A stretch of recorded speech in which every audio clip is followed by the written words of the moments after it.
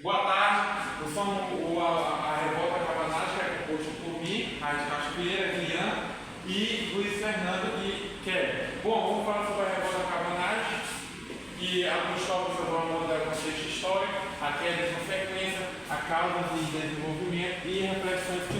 O contexto histórico do Brasil durante a época da cabanagem, de 1835 a 1840, foi marcado por diversos fatos, transformações políticas, sociais e econômicas, que alguns pontos chaves que aconteceram foi, primeiro, a independência do Império, que o Brasil se tornou independente de Portugal em 1822, e Dom Pedro I, que foi proclamado imperador.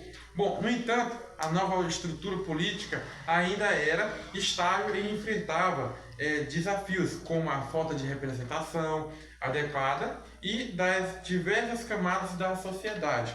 Bom, outro fato bastante curioso é os conflitos regionais, que o país era dividido em províncias, que havia tensões entre elas. Bom, a elite local muitas vezes se sentia excluída do poder central, que estava concentrado no Rio de Janeiro, né, no nosso estado, e isso gerou descontentamento em várias regiões, incluindo o Grão do Pará. Bom, outra era a desigualdade social, que o Brasil sofreu, que era marcada por algumas profundas desigualdades sociais. A maioria da população era composta por indígenas, negros e mestiços, que eram marginalizados e excluídos dos direitos políticos e econômicos. Bom, outro fato bastante curioso era a economia do Grão do Pará, como foi falado agora há pouco, que era baseada na agricultura e na extração de recursos naturais, como a borracha. Bom, a elite local controlava essas atividades, enquanto a população pobre vivia em condições precárias. Bom, outro movimento foi o movimento sociais, que era na década de 1830, que foi um período de efências sociais com diversos movimentos de constituição, como a cabanagem, né, a balaiada e a revolta dos maleres. Bom, refletindo a insatisfação popular e a busca por direitos. O último fator foi a repressão e conflitos. Bom, o governo imperial respondeu às revoltas, repressão violenta, o que gerou mais descontentamento e residência das províncias. Bom, esses fatores, como foi falado, contribuíram para a explosão da cabanagem, um movimento que buscava autonomia e melhorias das condições de vida. Bom, para as classes mais desfavorecidas, se precisa mais de... Então, após saber o contexto histórico da revolta, agora vamos para as causas e desenvolvimento. Basicamente, as causas foram várias, onde podemos citar aí as péssimas condições de vida da população, que era principalmente formada por índios, escravos e mestiços, abandono do Grão-Pará pelo governo recente, a elite ela desejava participar da política e administração da província e também tinha um desejo de independência em relação ao governo central. Certo. Desde a independência do Brasil em 1822, a província do Grão-Pará ela enfrentava conflitos políticos entre brasileiros e portugueses. A população local ela se organizou para expulsar os portugueses que desejavam manter a colonização brasileira. Desde 1832, com os governantes nomeados pelos regentes não foram aceitos pelo povo. A chegada de Bernardo Lobo de Souza, que chegou para governar a província, desencadeou uma revolta armada. A sua forma autoritária e repressiva de governar fez com que os revoltosos eles basicamente fizessem um levante para derrubá-lo do poder e definitivamente expulsar os portugueses da província, já que eram eles que controlavam o comércio da região. Em 1835 começa-se oficialmente a revolta da cabanagem, onde basicamente ela é fruto da resistência do Grão-Pará, da presença portuguesa e também do autoritarismo dos governantes enviados pela regência. O nome da revolta era basicamente uma referência ao termo que eles eram chamados, que eram cabanas, onde eles moravam em palafitas, também conhecido como cabanas. Félix Clemente Malcher e Francisco Vinagre, eles se prenderam e mataram o governador Bernardo Lobo de Souza e instalaram um novo governo no Grão Pará, liderado por Malcher. Porém, como aconteceu em várias províncias, os integrantes do novo governo, eles entraram em conflito por conta dos diversos interesses que entraram em choque. Francisco Vinagre, ele se desentendeu com Félix Malcher e, como ele liderava as tropas, ele tentou derrubar o novo governante, mas ele acabou preso. O seu irmão, Antônio Vinagre, ele assassinou Malcher e impulsou Francisco como sendo novo governador do Grão Pará.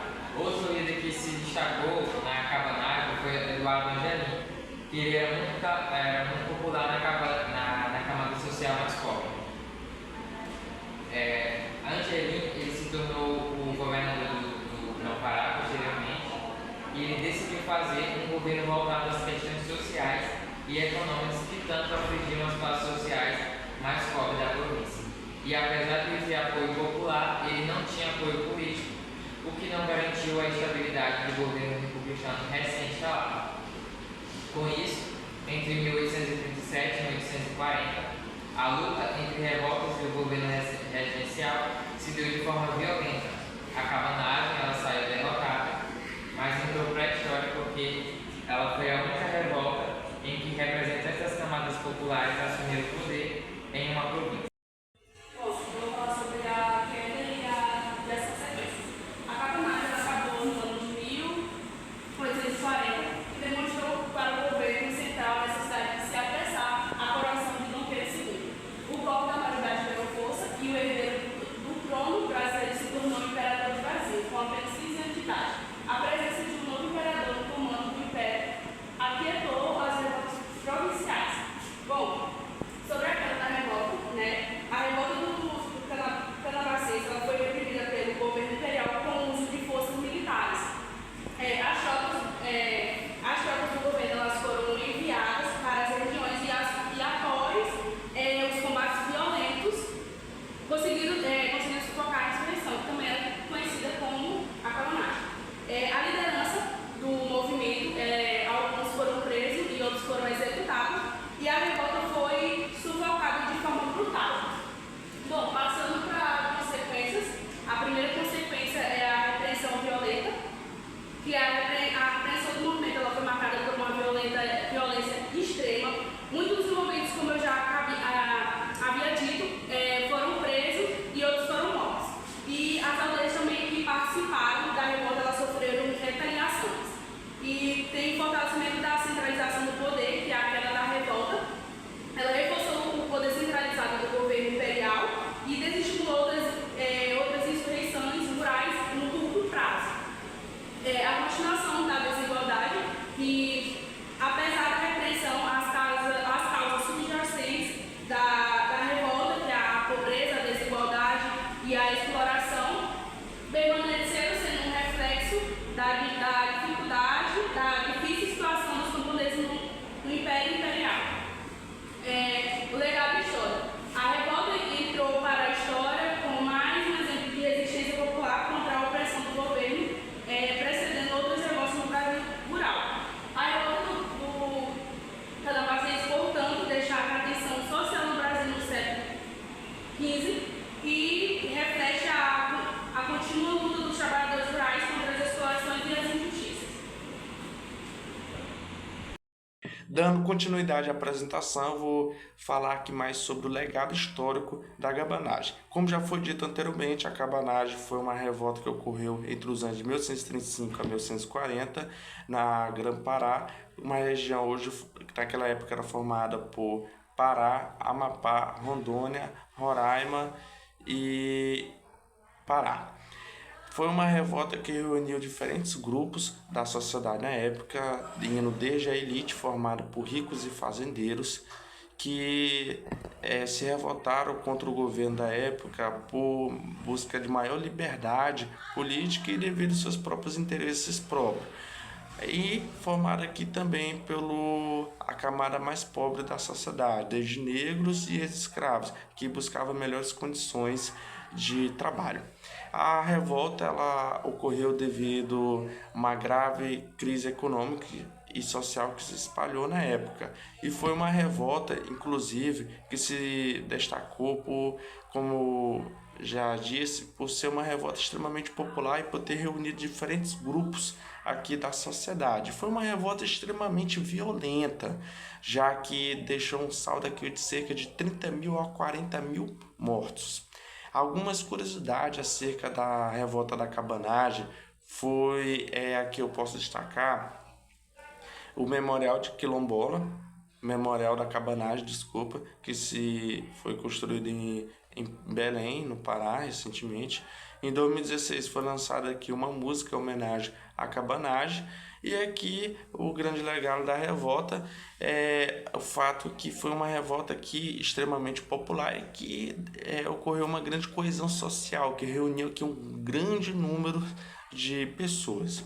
Algumas consequências da cabanagem para o governo na época foi o fato que ele acelerou o processo de fim do governo regencial e se deu aqui até o período aqui do golpe da maioridade, já que acelerou todo o contexto político da época devido à violência da revolta, que inclusive até tomou aqui o controle aqui de Belém, como já foi dito anteriormente por outros grupos, né? Sendo assim, o grande legado da cabanagem, que inclusive é relembrado por meio de música, por meio do próprio Memorial de Quilombola, como eu já disse, além aqui da grande coesão social que ela uniu, por meio da cabanagem, pode ser tirada aqui algumas temáticas acerca daquela revolta, como por exemplo, por meio dela, devido à desigualdade social, né, que já que ela reuniu diferentes grupos da sociedade, desde negros, que se uniram aos outros grupos e escravos e outros povos em busca de melhores condições de vida. Além disso, pode falar também sobre a repressão do governo da época, já que mandou vários mercenários e militares para poder encerrar a revolta, né? E para finalizar aqui minha parte, eu trouxe aqui algumas questões acerca da cabanagem. A primeira questão da Unital, diz o seguinte: sobre o período regencial, é incorreto afirmar que foi um período de intensa agitação social, com a cabanagem no Rio Grande do Sul e a Guerra dos Farrapos no Rio de Janeiro. Passou por 3 etapas: regente trina provisória, letra B.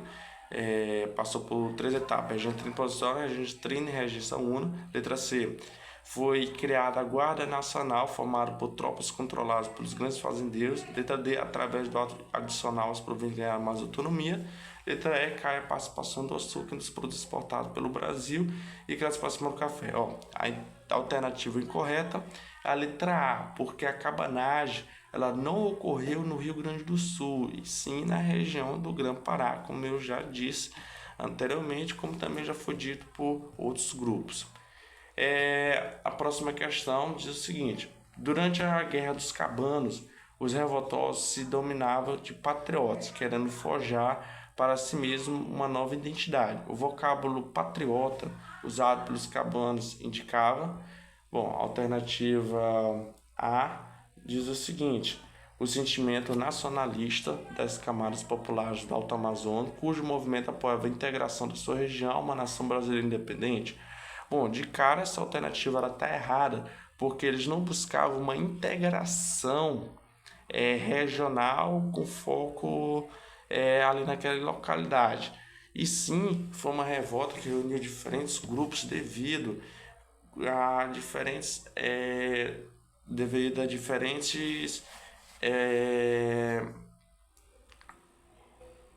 diferentes questões de cada grupo que formou. Por exemplo, a camada formada por negros e expó devido às pessoas condições de trabalho. Já o Zica era interesse próprio, então não tem nada a ver.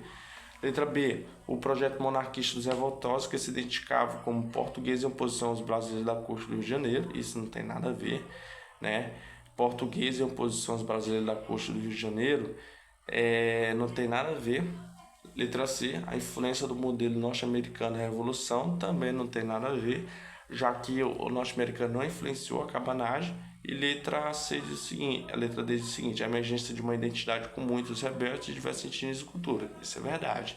A patriota, porque como era formado por diferentes grupos, eles se uniram, né, e passaram a se chamar de patriota, né, e atuaram aqui contra ao governo na época, mas que participou, beleza, já a letra E é o seguinte, o desenvolvimento de uma imagem anti-imperialista entre os setores populares do Império para lutar contra a exploração colonizadora. Também não tem nada a ver porque ele fala anti-imperialista.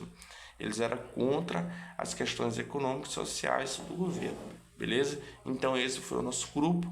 Muito obrigado pela atenção e eu espero que a senhora tenha entendido a nossa apresentação. Muito obrigado e é isso.